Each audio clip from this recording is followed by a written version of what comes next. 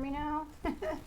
Hi everyone. All right, this is a journal flip for the journal that I just made the cover for, and as you can see, I fully waxed with beeswax this cover. It was just an acrylic painting once it was dry.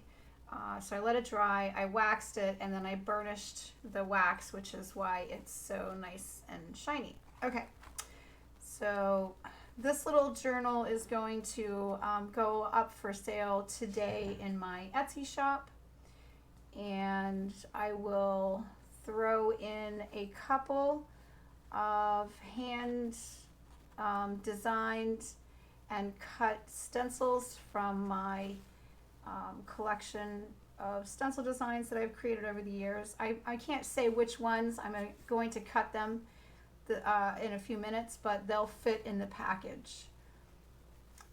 And it'll just be two of my designs. This one is mainly watercolor and some acrylic. Quite a few of these are from lessons that I was teaching in a variety of different passions and obsessions classes. And I had set this aside, and I don't remember why. I found it when I was going through the journals I wanted to sell. I'm almost done selling journals. I've decided that a lot of the older ones, I just don't see any point in selling. Instead, I've made the decision to go ahead and cut them down as collage fodder.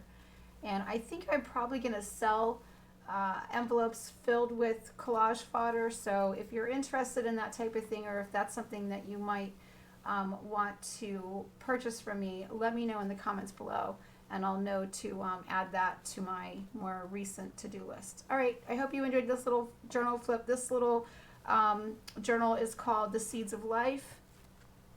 And yeah, it's a small little journal made with mainly watercolor paper. And that's it. Thank you.